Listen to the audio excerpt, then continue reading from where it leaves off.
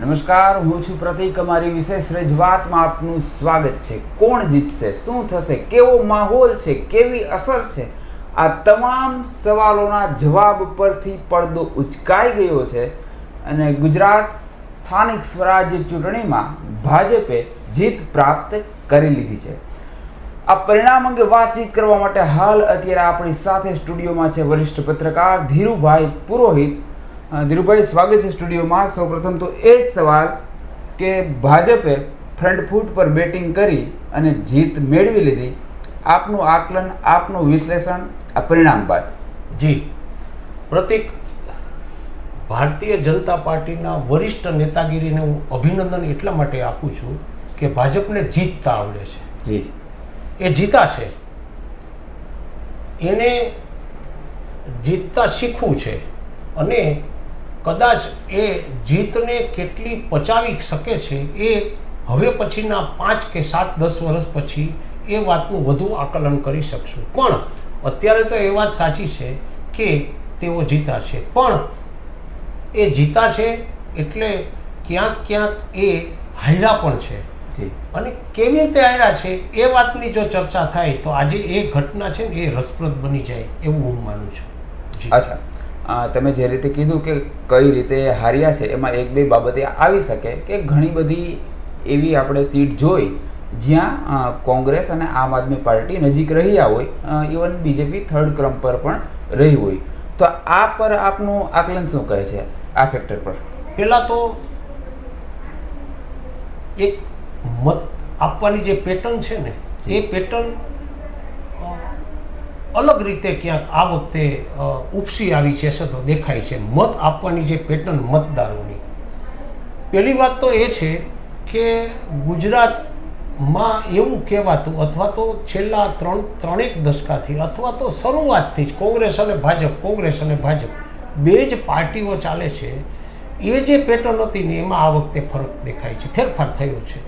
ત્રીજી પાર્ટી આમ આદમી પાર્ટી અને ચોથી પાર્ટી MIM અસદુદ્દીન ઓવૈસી સાહેબની પાર્ટીએ પણ આ વખતે ક્યાંક એની હાજરી પુરાવીને પોતે પણ ચૂંટણી લડીને જીતી શકે છે એવું ગુજરાતમાં આવીને સાબિત કર્યું છે. બીજી વાત, ક્યાંક ભાજપના રણનીતિકારોએ કોંગ્રેસ અને આમ આદમી પાર્ટીના મતો અલગ અલગ રાખવામાં સફળતા મેળવી છે ને એ ચીજ છે ને એ રણનીતિને કારણે પણ ભાજપે આ વખતે ઘણી જગ્યા ઉપર જીત મેળવી છે. લોકશાહીમાં એક ચીજ પ્રતિક તમારે સમજવાની કે નજીકના બે પ્રતિસ્પર્ધી ઉમેદવારોમાંથી સૌથી વધુ મત મેળવે ને એ વિજેતા. પણ તમે જુઓ, વિરોધ પક્ષની દ્રષ્ટિએ ગણતરી કરશો તો ઘણી જગ્યાઓ પર એવું બન્યું છે કે ભાજપ, આમ આદમી પાર્ટી અને કોંગ્રેસ આ ત્રણેય વચ્ચે જ્યારે નેક ટુ નેક ફાઇટ થતી હોય અને વિરોધ પક્ષના બે મતો સાથે કરો તો ક્યાંક ભાજપ ત્યાં પાછું પડી જાય છે. કેટલાક વિસ્તારો તો એવા બતાવો કે જે વિસ્તારોમાં ચોંકાવનારી વાતો આવી છે. માંગરોળ પંથક, વિસાવદર પંથકની કેટલીક સીટો, માણાવદરની કેટલીક સીટો, મોરબીની કેટલીક સીટો, ઇવન રાજકોટ મહાનગરપાલિકાની સીટો, આ સીટો એવી છે કે જેની અંદર ત્રિપાંખીયો જંગ થયો છે અને ભાજપ પછીના બાકીના બે પક્ષોના મતોનો સરવાળો કરો એટલે ભાજપથી વધી જાય છે. એનો મતલબ એ થયો કે વિરોધ પક્ષના મતો ટૂંકમાં ડિસ્ટ્રીબ્યુશન થઈ ગયું, એને કારણે ભાજપને ફાયદો થયો છે. અને આ જ રણનીતિ કદાચ આ વ્યૂહ પણ કદાચ ભાજપના વ્યૂહકારોનો ચૂંટણી જીતવાનું હોઈ શકે છે. બિલકુલ. અને સાથે સાથે એ પણ આપણે કહી શકાય કે જો સંભવત આપ પાર્ટી અને કોંગ્રેસ જો સાથે લડ્યા હોય તો કદાચ પરિણામ અલગ પણ હોઈ શકે. આજે એક બે ડિબેટમાં મારે ચર્ચાઓ થઈ, ટીવી ડિબેટમાં, જેમાંની કેટલીક ડિબેટો સ્ટેટ કક્ષાની ચેનલો જે રાષ્ટ્રીય કક્ષાએ હિન્દી ચેનલો તરીકે જાણીતી એવી છે. એક વાત રાષ્ટ્રીય કક્ષાએ અને રાજ્ય કક્ષાએ નોંધ એ લેવાય છે કે ભાજપને મદદ કરનારું કોણ, બી ટીમ કોણ. યસ, ભાજપની બી ટીમ કોણ? તો ભાજપે ત્યાં શું કર્યું છે? ભાજપે ઉમેદવારોનું ચયન એવી રીતે કર્યું છે, એની પહેલાં ત્યાં વિરોધ પક્ષ એટલે કે આમ આદમી પાર્ટી કે કોંગ્રેસ અથવા તો કોંગ્રેસ કે આમ આદમી પાર્ટી એના ઉમેદવારો કોણ હોઈ શકે એ વાત એણે નક્કી કર્યા પછી પોતાના ઉમેદવારો નક્કી કર્યા છે. આ વાત છે ને ભાજપ માટે એક વિશેષ બની જાય છે. ભાજપને જીતવાનું હતું અને ભાજપે જીતવું પ્રતિષ્ઠાનો જંગ હતો. જ્યારે કોંગ્રેસ માટે તો ક્યાંક વિરોધ પક્ષ તરીકે પોતાનું સ્થાન મજબૂત થાય એ વાત હતી. અને ત્રીજું આમ આદમી પાર્ટી હતી. એટલે આજે રાષ્ટ્રીય ચેનલો જ્યારે આ એક વાત તો શું છે કે ગુજરાત તરફ આખા રાષ્ટ્રની નજર હતી. કઈ રીતે? નરેન્દ્ર મોદી સાહેબ અને અમિતભાઈ સાહેબ હોમ પીચ બે ગુજરાતની હોમસી પીચ છે. એમાં અગત્યની ચીજ ક્યાં આવતી હતી કે ભાજપ ક્યાં જીતે છે. એટલે ભાજપને જીતવું ફરજિયાત હતું અહીં, કારણ કે પ્રતિષ્ઠાનો સવાલ થઈ ગયો હતો. એવે સમયે જે રીતે ભાજપના શિષ્ટ નેતૃત્વએ અથવા તો એના રણનીતિકારોએ આ સ્થાનિક સ્વરાજ્યની ચૂંટણીમાં લગભગ 6-1 મહિનાથી જે રીતે પણ કામગીરી કરીને બંને પક્ષોને ક્યાં કેના કેટલા મતો છે, કયો મત છે એ કઈ તરફ જઈ શકે છે વગેરેનું લાંબા ગાળાનું આયોજન કરીને બેય પક્ષોને ચૂંટણીના મેદાનમાં રાખ્યા છે. ક્યાંક કોઈક જગ્યાએ વિશ્લેષકોએ પણ એ વાત સ્વીકારી છે અથવા તો એ વાતની નોંધ લીધી છે કે કોંગ્રેસ અને આમ આદમી પાર્ટી બંને લોકોએ ક્યાંક ચૂંટણી સમજૂતી કરી હોત તો આજે કદાચ ભાજપ માટે આટલી સારી સફળતા ન મળી હોત. બિલકુલ, બધા એ ચર્ચા કરી રહ્યા છે કે સંભવ જો બંને સાથે આવ્યા હોત તો પરિણામ કંઈક અલગ પણ હોઈ શકે. અચ્છા, એક વાત એ સાબિત થાય ખરી અહીં આ પરિણામ બાદ કે જે લોકો વાતો કરતા હંમેશા એક વાતો સંભળાતી કે ભાઈ ગુજરાતમાં થર્ડ ફ્રન્ટ ક્યારેય ન ચાલે, આમાં હવે ચેન્જીસ જોઈ શકીએ એવું કહી શકાય? ચાલે. તમે સમજો, આપણા જેને એક સમય એવો હતો પ્રતિક, તમે લોકો ત્યારે પત્રકારત્વમાં ન હતા, ચીમનભાઈ પટેલ ગુજરાતની રાજનીતિમાં એને રણનીતિકાર તરીકે, જેને ગુજરાતના રાજનીતિના ચાણક્ય કહેવાતા, એ વ્યક્તિ જે રીતે જનતા પાર્ટી લઈને આવ્યા અને ત્રીજો મોરચો થર્ડ ફ્રન્ટ એટલે કે કોંગ્રેસ ભાજપ સિવાય ત્રીજી વાત આવતી હતી ત્યાં. આવી ચીજ ક્યારે આવી હતી? ચીમનભાઈ પટેલે રાજનીતિમાં ક્યાંક ને ક્યાંક જે રીતે સૌરાષ્ટ્રની રાજનીતિ ખાસ કરીને, કારણ કે એવું કહેવાય છે કે ગુજરાતમાં સત્તાનો રસ્તો સૌરાષ્ટ્રમાંથી પસાર થાય છે. સૌરાષ્ટ્રની રાજનીતિમાં મુખ્ય પરિબળો જો જ્ઞાતિવંતા જોઈએ તો પાટીદાર સમાજ, આહિર સમાજ, કોળી સમાજ, આ 3 સમાજો, ઓબીસી ખાસ કરીને, તો આ 3 સમાજોને ફોકસ કરીને એવી સરળ એ રાજનીતિ એણે એવી ગોઠવણ કરી હતી કે સત્તાને રસ્તે એ આખરે મુખ્યમંત્રી બન્યા હતા. એ વખતે ગોવિંદભાઈ શેખડા અહીંયા એ વખતના જનતા દળના એક વરિષ્ઠ નેતા હતા, એની સાથે મારે ઘણીવાર ચર્ચા થતી.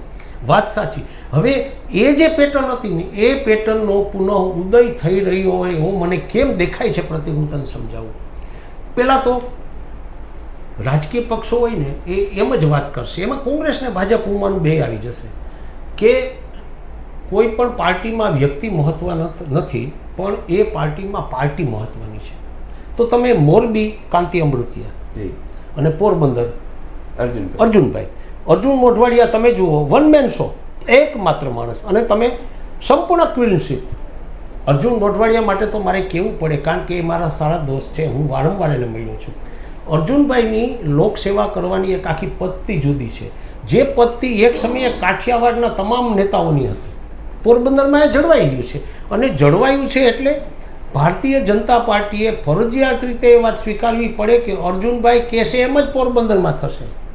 પણ જો આવા નેતાઓને તો તમે જાળવી નહીં રાખો અને ભવિષ્યમાં ભૂતકાળમાં જેમ આવા નેતાઓને તમે કદ પ્રમાણે વેતરા હતા એ પ્રમાણે આ નેતાઓને તમે કદ પ્રમાણે વેતરવા જશો તો તમારી રાજનીતિમાં ક્યાંક ને ક્યાંક ગાબડાઓ પડશે અને હવે પછીની સ્થિતિ ભાજપ માટે મુશ્કેલ આવવાની શક્યતાઓ નકારી શકાતી નથી. બિલકુલ. પોરબંદરની આપે વાત કરી, ગજબનું પરફોર્મન્સ બીજેપી અહીં દેખાડ્યું. જિલ્લા પંચાયત હોય કે પાલિકાની પરિણામ હોય, એકદમ ક્લીન સ્વીપ. પોરબંદર તો એકદમ જિલ્લા પંચાયત, તાલુકા પંચાયત. મારી પાસે એક વાત છે, મારે મોઢવાડા ગામ છે જે આપણા મિનિસ્ટર સાહેબનું મૂળ વતન છે, હવે ત્યાં અપસેટ થયો છે, એ વાત હું બતાવું.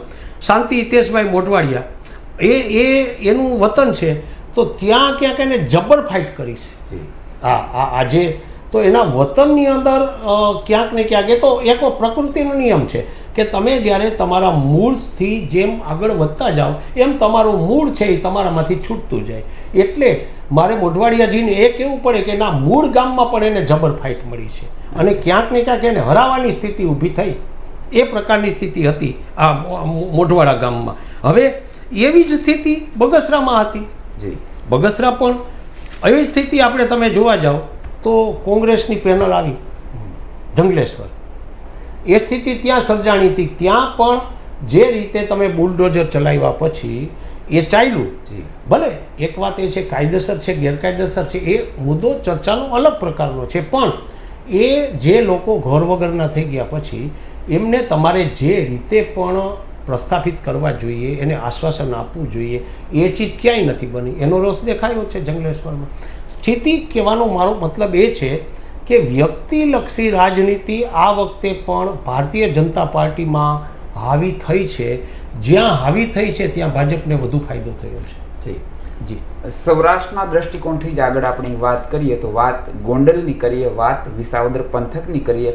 આમ આદમી પાર્ટીએ ટક્કર આપી છે. ભલે પરિણામ એટલું બધું એના ફેવરમાં નથી ગયું, પરંતુ કહી શકાય કે એક બીજેપી જેવા મજબૂત પક્ષ સામે ત્યાં જીગીસાબેનનો ચહેરો હોય કે અહીં ગોપાલ ઇટાલિયાનો ચહેરો હોય, તેઓ એટલીસ્ટ ટક્કર સારી આપી છે. ખૂબ સારી આપી છે. ખૂબ સારી કેમ આપી છે? જો આમ આદમી પાર્ટી અને કોંગ્રેસ વચ્ચે ખાલી જુનાગઢ જિલ્લા પૂરતું ક્યાંક ને ક્યાંક સીટોની વહેંચણી કરી અને થોડુંક સમાધાન થયું હોત ને તો આજે જિલ્લા પંચાયત કદાચ વિરોધ પક્ષની હોત. તમે જુઓ ક્યાંક કોઈક જગ્યા ઉપર તો મતોને જે તફાવત આવે છે ને એ તફાવત બંને મતોનો સરવાળો કરશો એટલે ભાજપ ક્યાંક તો ત્રીજા નંબરે આવે છે. મને તો કેટલીક વાતોમાં આશ્ચર્ય થયું કે ક્યાંક આમ આદમી પાર્ટી પહેલી છે, કોંગ્રેસ બીજો નંબર આવે છે અને ભાજપ ત્રીજા નંબરે આવે છે. ક્યાંક હું એમ કહું કે આપણે 3-4 દિવસ પહેલાં એક ચર્ચા કરી, 3 દિવસ પહેલાં મતોનું વિભાજન કઈ રીતે થઈ શકે અથવા તો સૌરાષ્ટ્રની રાજનીતિ કઈ દિશા તરફ જાય છે એ પ્રશ્નના તારા મેં એનો જવાબ આ આપ્યો હતો કે આ રાજનીતિ છે ભારતીય જનતા પાર્ટી માટે. આ એક ચેતવાની, આ એક આલબેલ છે કે તમારે તમારી જે વ્યૂહનીતિ છે એ ફક્ત તમારા ઉમેદવારોને જીતવા પૂરતી નહીં, પણ વિરોધ પક્ષના ઉમેદવારો કઈ રીતે જીતી શકે છે એ બાબતને પણ તમારે ધ્યાન રાખીને સારા અને લોકપ્રિય ઉમેદવારો, અને હજી હું કહું છું જૂના અને નિષ્ઠાવાન ઉમેદવારોને. આજે એક ઘટના બની એવી કે સવારે હું એક ટીવી ચેનલમાં ડિબેટ કરતો હતો અને મેં ત્યારે પણ કીધેલું ભાજપના વરિષ્ઠ નેતાગીરીને કે મેં સંદેશો એ આપવાનો પ્રયાસ કર્યો હતો કે તમારા જે જૂના કાર્યકરો, જે નિષ્ઠાવાન કાર્યકરો હતા એ ચૂંટણીથી દૂર ભાગે છે. એ શું કામે એની તમે પુનઃવિચારણા કરજો ક્યાંક ને ક્યાંક. અને એ ઘટનાઓ પછી બપોર પછી ચૂંટણીના પરિણામો જે રીતે દેખાતા હતા એમાં ભાજપની પ્રદેશ નેતાગીરી, ખાસ કરીને પ્રદેશ પ્રમુખશ્રીએ પોતાનું એક નિવેદન પ્રેસ થ્રુ એવું કર્યું કે ભાઈ હવે પછીની ચૂંટણીઓમાં જૂના કાર્યકરો અને નિષ્ઠાવાન નેતાઓને ટિકિટ આપવામાં આવશે, આ અમે પોલિસી બનાવી રહ્યા છીએ. આ ચૂંટણીમાંથી એ વાત ભાજપ શીખે છે ને એ હું મારી દ્રષ્ટિએ આવકાર્ય માનું છું. જી બિલકુલ. અહીંથી જ આપણે આગળ જો વાત કરીએ, જે રીતે તમે કહ્યું કે ભાઈ જે જૂના કાર્યકરો છે જે ભાજપની વિચારધારાને હંમેશા સમર્પિત રહ્યા છે, તો હારે હારે અહીં પણ એક એ વાત પણ આવે છે ને કે ભાઈ જાણકારો કહેતા હતા કે લોકોમાં રોષ છે, ચારે તરફ આ રોષ જોવા પણ મળી રહ્યો હતો, પરંતુ હર વખતની જેમ આ રોષ પરિણામમાં કન્વર્ટ ન થયો. આ પાછળ આપનું આકલન શું કહે છે? આ વાત લોકશાહી માટે એક વિચિત્ર વાત તો છે. આજે હું એવું કહું કે ભાજપના નેતાઓ એટલે ખાસ કરીને ભાજપનું શિષ્ટ નેતૃત્વ એવું કહે છે કે આ વિકાસને મત આપ્યા છે. સૌરાષ્ટ્રની મહાનગરપાલિકાઓ અને હવે જે નગરપાલિકાઓમાંથી મહાનગરપાલિકા તરફ જઈ રહી છે એમાં સત્તા ઉપર આવશે અને પૈસા ભરપૂર મળશે, પણ એ પૈસા લોકો સુધી પહોંચતા નથી. જુનાગઢ મહાનગરપાલિકાની વાત કરો તમે, આજે સ્થિતિ બહુ ખરાબ છે. રસ્તાઓ સારા નથી, રસ્તાઓ ખોદાય છે. ખુદ કેટલાક ભાજપના વરિષ્ઠ નેતાઓ જેમાંના કોક અત્યારે સત્તા ઉપર છે એવા લોકોએ ઓફ ધ રેકર્ડ મારી પાસે સ્વીકાર્યું છે કે ધીરુભાઈ અમારો જીવ તો બળે છે, પણ તેઓ કંઈ કરી નથી શકતા. એ સ્વીકારે છે. શું સ્વીકારે? કે લોકો સુધી પૈસા નથી પહોંચતા. આ જે ચીજ છે ને એ ચીજ કદાચ મને એમ લાગે છે કે ભાજપના પ્રદેશ પ્રમુખશ્રીએ એ જે નેતાઓની લાગણી ત્યાં સુધી પહોંચી છે. અને એ વાત તો હું એ પ્રશ્નના જવાબમાં એમ કહીશ કે લોકોનો રોષ મત સુધી પહોંચ્યો નથી એ વાત બરાબર નથી, પણ લોકોના રોષથી જે મતો વિરોધ પક્ષ સુધી પહોંચ્યા છે ને વેચાઈ જાય છે, પહોંચ્યા છે. મહાનગર સુધી નથી પહોંચ્યા. આપણે જુનાગઢ મહાનગરપાલિકામાં તો ચૂંટણી થઈ છે ને ત્યાં પણ જંગી બહુમતીથી ભાજપ સત્તા ઉપર આવ્યું, આટલો રોષ હોવા છતાંય. અને બીજી નગરપાલિકાઓમાં ક્યાંક કોઈક જગ્યાએ જિલ્લા પંચાયતોમાં ને તાલુકા પંચાયતમાં પણ આ વખતેની ચૂંટણીમાં એક વિશેષતા વધુ છે કે પરંપરાગત જે ગ્રામ્ય મતો છે ને એ ભાજપથી વિમુખ થઈ રહ્યા છે. અને શરૂઆત ત્યાંથી થઈ ચૂકી છે. પહેલાં ગ્રામ્ય મતો આવશે, પછી શહેરી મતો આવશે અને પછી મહાનગરના મતો આવશે. તો એક ખતરાની બેલ કહી શકાય? ખતરાની બેલ કહી શકાય, ચોક્કસ કહે. તમે મતોનું વિશ્લેષણ કરજો, હજી આપણી પાસે આંકડાઓ આવશે, વાર લાગશે. પણ ભાજપનો જનાધાર ગ્રામ્ય વિસ્તાર અને નગરપાલિકાઓમાં ઘટી રહ્યો છે એ વાત પાકી છે. જી. અચ્છા, જુનાગઢના દ્રષ્ટિકોણથી જો વાત કરીએ તો જુનાગઢ જિલ્લા પંચાયતનું પરિણામ આપણે જોઈએ તો 7 આમ આદમી પાર્ટી, કોંગ્રેસ 0. આ જે 7 બેઠક આમ આદમી પાર્ટીને મળી, ગોપાલ ઇટાલિયાની ઇફેક્ટ વધુ આમાં જોવા મળે છે કે પછી જવાહરભાઈનો રોલ આમાં પ્લે કરે છે? ક્યાં વાત છે, વાહ. ફરીથી એક વાત કરું મારે, હું પહેલાં આ પ્રશ્નના જવાબ આપતા પહેલાં જો જવાહરભાઈ ચાવડા, પછી જયેશ રાદડિયા અને હવે પછી જે નેતાઓને કારણે આ ચૂંટણી જીતાઈ છે એની જો ઉપેક્ષા થશે તો એ વિસ્તારો તમે જુઓ ક્યાંક ને ક્યાંક ભાજપના મતોમાં ગાબડા પડ્યા છે. તમે જેતપુર વિસ્તાર જુઓ, જયેશભાઈ રાદડિયા, ક્યાંક કોઈક જગ્યાએ ટીવી ચેનલમાં હું ન્યૂઝની નીચેની પટ્ટીમાં જોતો હતો કે જયેશભાઈ રાદડિયાના મત વિસ્તારમાં પડેલું ગાબડું. આ જયેશભાઈના મત વિસ્તારમાં ગાબડું નથી પડ્યું, પણ હું એવું માનું છું કે જયેશભાઈ રાદડિયાને કદ પ્રમાણે વેતરી નાખ્યા પછી લોકોમાં જે રોષ થયો છે ને એ રોષના મતો એ જયેશભાઈ ઈચ્છે છે કે નથી ઈચ્છતા એ ભવિષ્ય કહે છે. અત્યારે જયેશભાઈ ભાજપના વરિષ્ઠ નેતા છે, એ કદાચ ઘર પકડીને બેસી ગયા હશે. એટલે એ જે રોષ, એ જે મતોનો પ્રભાવ છે ને એ નેતાઓનો એ ડિસ્ટ્રીબ્યુશન થયો છે, એને એ ડિસ્ટ્રીબ્યુટ થયો છે. જવાહરભાઈની પણ વાત આવી આવે છે. એક સમય એવો હતો કે માણાવદરમાં જવાહરભાઈ જે એક સામાજિક દૃષ્ટિકોણથી મતોને પોતાની તરફ ખેંચીને કંટ્રોલ કરી શકતા હતા, એ સમય અમે જોયો છે. આહિર મતો, કડવા પાટીદાર સમાજના મતો અને ઓબીસી મતો ક્યાંક નાના ગામોમાં બ્રાહ્મણો, કુંભારો જેને વહવાયા કહી એ મતો પણ ઘણા બધા હોય છે. આ બધા મતોને સાથે રાખીને ત્યાં જે રાજનીતિ થતી, એટલે રતિભાઈ સુરેજા પણ એ રાજનીતિમાં બરાબર બંધ બેસતા. એટલે ક્યારેક એવું થતું કે રતિભાઈ સુરેજા અને જવાહરભાઈ ચાવડા વચ્ચે કસોકસનો જંગ થતો, કારણ કે બે લોકો માહેર રાજનીતિજ્ઞ હતા અને બંને આ રાજનીતિ છે ને બરાબર જાણતા હતા કે એક ગામમાં કયા મતો કઈ દિશામાં જઈ રહ્યા છે, કયા મતોના રોષને કારણે કેને નુકસાન જઈ રહ્યું છે ને એ બરાબર બંને જાણતા હતા. હવે પછી માણાવદરની રાજનીતિ બદલી અને એમાં મેંદરડાએ માણાવદર ધારાસભા મત વિસ્તારમાં રાજનીતિ બદલવામાં લીડ રોલ આવ્યો ત્યાં, કારણ કે ત્યાં પ્યોર લેવા પટેલ સમાજનો વિસ્તાર છે મેંદરડા. એટલે પણ હજી કહું છું કે આ ચૂંટણીમાં ક્યાંક ને ક્યાંક હવે પછી જ્યારે આજથી જ કદાચ કોઈ નેતાએ એવી વાત કરી કે કાલથી જ અમે ધારાસભાની ચૂંટણી માટે તૈયારીઓમાં જોરશોરથી પડી જશું, એ રાજનેતા ભારતીય જનતા પાર્ટીના હતા. પણ હું તો કહું છું કે આ જે ચૂંટણી છે ને એ આગામી ધારાસભાની ચૂંટણીનું રિહર્સલ છે. આ એક અરીસો છે, દરેક સેમીફાઇનલ કહી શકાય એવું છે. અચ્છા, છેલ્લો સવાલ, જુનાગઢ જિલ્લા પંચાયતના પરિણામમાં કોઈ મેજર અપસેટ કે પછી જે ચોંકાવનારી એક સીટ હોય તો આપના મતે એ કઈ? પહેલાં તો મેજર અપસેટ કહી દઉં, કોંગ્રેસ માટે બહુ મોટું નુકસાન છે.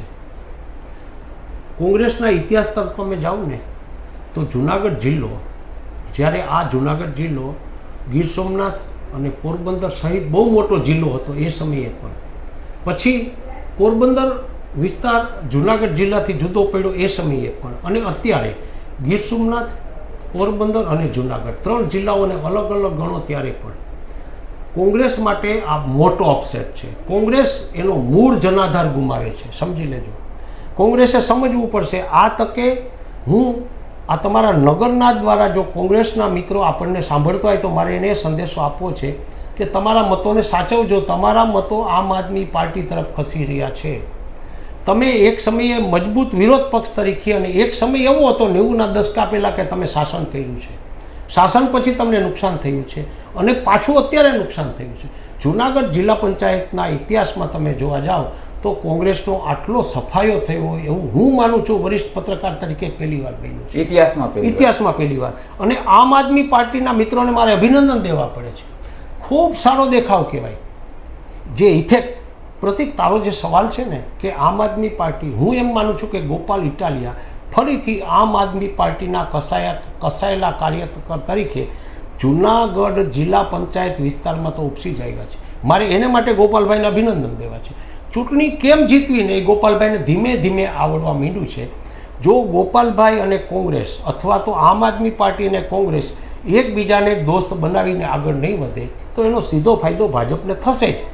સામે પક્ષે ફક્ત એવું નથી, તમે સાહેબ સૌરાષ્ટ્રની જનતા અથવા તો મારે જુનાગઢની જનતા, જુનાગઢ જિલ્લા પંચાયત એટલે જુનાગઢ જિલ્લા પંચાયતની તમામ સીટો ઉપરના જે મતદારો છે એની સમજણ શક્તિ તમે જુઓ તો મારે એ વાત પણ એક કરવી છે. છેલ્લી વાત કે જ્યાં જે પાર્ટી ભાજપની સામે તાકાતથી યુદ્ધ કરી શકે ને, તાકાતથી લડાઈ કરી શકે ને એવા ઉમેદવારને મત આપ્યા છે. આ સમજણ શક્તિ જુનાગઢ જિલ્લા પંચાયતના મતદારોની છે. 7 સીટો ઉપર તમે જુઓ, હું તો ક્યાંક લઈ આવ્યો છું ભેસાણ, ચૂડા, કણજા, વડાલ, કણસારી, કાલસારી, મોણપરી, માળિયા અને માંગરોળ. આ પંથક તમે જુઓ, આ પંથક. અને તમે જુઓ ક્યાંક તો શું થયું છે સાહેબ, ભેસાણ તાલુકા પંચાયત જુઓ, સત્તા ઉપર આવી છે આમ આદમી પાર્ટી. બિલકુલ. જુનાગઢ તાલુકા પંચાયત જુઓ સાહેબ. હું એવું માનું છું કે તમે નંબર ઓફ સીટ્સ ન જુઓ, તમે ગુજરાત આખાની નંબર ઓફ સીટ જુઓ છો કે 3000 સીટ ભાજપને, 700-800થી કોંગ્રેસને અને 400-500 અન્ય એટલે કે આપને. આ બધું કર્યું છે. તમે તાલુકા પંચાયત વાઇઝ તમે ગણતરી કરશો કે કેટલી તાલુકા પંચાયતો ગુમાવી, કેટલી જિલ્લા પંચાયતોમાં, તો ક્યાંક ને ક્યાંક તમે એવું વિચારી શકો કે ભાજપે આમાં ઘણું ગુમાવ્યું છે. ભેસાણ તાલુકા પંચાયત તમે જુઓ. હું વારંવાર કહું છું કે વિસાવદર ધારાસભા મત વિસ્તાર છે ને એ બહુ સંવેદનશીલ મત વિસ્તાર છે અને ગુજરાતની રાજનીતિમાં વિસાવદર ધારાસભા મત વિસ્તાર એક મોડલ મત વિસ્તાર તરીકે ક્યાંક રાજકીય નિરીક્ષકો માટે અભ્યાસ કરવા જેવો મત વિસ્તાર હશે. ક્યાં મતો? ભેસાણના મતો. ભૂપતભાઈ સાહેબ જુઓ તમે, બિલકુલ તમને મત ભારતીય જનતા પાર્ટીમાં હો ત્યારે તમને આપવામાં આવે છે, તમને આમ આદમી પાર્ટીમાં હો ત્યારે મત આપવામાં આવે છે અને કોંગ્રેસમાં મત આપવામાં આવે. એ અલગ અલગ મતો છે. આ જુનાગઢે સાબિત કર્યું. જુનાગઢ મતલબ જુનાગઢ જિલ્લાએ વિસાવદર ધારાસભા મત વિસ્તાર. તમે ભૂપતભાઈ ભાયાણી શું થયું, અને પેલા રાજુ કરપડા જીતા છે, માંડ ક્લોઝ જીતા છે. આ સ્થિતિ આપણે શું કર્યું છે, જે ન્યૂઝ ચેનલોએ અથવા તો સોશિયલ મીડિયામાં અથવા તો પ્રિન્ટ મીડિયાએ પત્રકારોનું ધ્યાન ભૂપતભાઈ ભાયાણી કે રાજુભાઈ કરપડા જેવા મુખ્ય નેતાઓ તરફ જ ગયું છે. પણ ઘણી સીટો એવી છે કે બે પક્ષોનો તમે સરવાળો કરશો એટલે કટોકટ જતું હશે, ભાજપ માંડ જીતે છે. એટલે સૌરાષ્ટ્રમાં ભારતીય જનતા પાર્ટી માટે આલબેલ વાગે છે. કોંગ્રેસ અને આમ આદમી પાર્ટીએ જો ધારાસભાની અંદર ભારતીય જનતા પાર્ટી સામે તાકાત અને મજબૂતાઈથી સામનો કરવો હોય તો એણે પોતાની નીતિની સાથે સાથે એકબીજાની સાથે સમજણ શક્તિ કેળવીને આગળ વધવું પડશે. તો જ તમે એક મજબૂત. બાકી હવે પછીની ધારાસભા પણ ભાજપની હશે. બિલકુલ. મતલબ આપનું એવું કહેવું છે કે ભાઈ આંકડાની દ્રષ્ટિકોણથી ભલે ભાજપને ભવ્ય જીત દેખાય, પરંતુ જો એમાં ઊંડું ડોકિયું કરીએ તો એમાં ઘણું બધું બીજું પણ સામે આવી શકે છે. અને અંતે લોકશાહી માટે આપણે એવી આશા રાખીએ, એવી અપેક્ષા રાખીએ કે જે મિત્રો વિપક્ષમાંથી ચૂંટાયા છે તે હવે અન્ય પાર્ટીમાં જમ ન મારે. એને માટેનું એક અપેક્ષા રાખી તો કહી દઉં છું, વિરોધ પક્ષમાં ચૂંટાયેલા મિત્રોને મારે એક સંદેશો દેવો છે. લોકોનો વિશ્વાસ છે ને એ જ તમારી સંપત્તિ છે.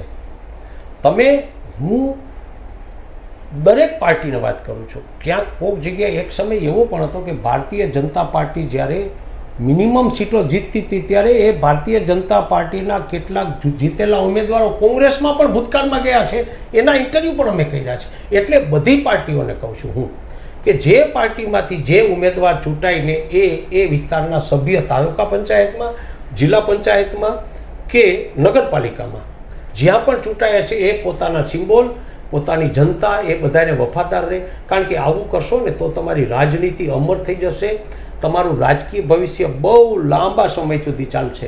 કારણ શું છે, એક વાત પ્રતિક એવી આવી છે કે જે લોકોએ મૂળભૂત વાતને, એટલે માનો કે આમ આદમી પાર્ટીમાંથી તમે ભાજપમાં ગયા છો, ક્યાંક કોઈક જગ્યાએ કોંગ્રેસમાંથી તમે આમ આદમી પાર્ટીને ટેકો આપ્યો છે, આ બધું કર્યું છે, તો ત્યારે તમારે સમજવાનું થાય છે કે તમે જે પાર્ટીને વફાદાર રહ્યો છો એ જ પ્રજાને તમે વફાદાર રહ્યા છો. અને જ્યારે તમે બદલા છો ને ત્યારે લોકોએ માફ નથી કર્યા તમને. આ ચીજ સૌરાષ્ટ્રે સંદેશો આપ્યો છે અને ઘણા એક્ઝામ્પલ આપણે જોયા પણ છે. ધીરુભાઈ, આપે સમય આપ્યો, થેન્ક યુ સો મચ.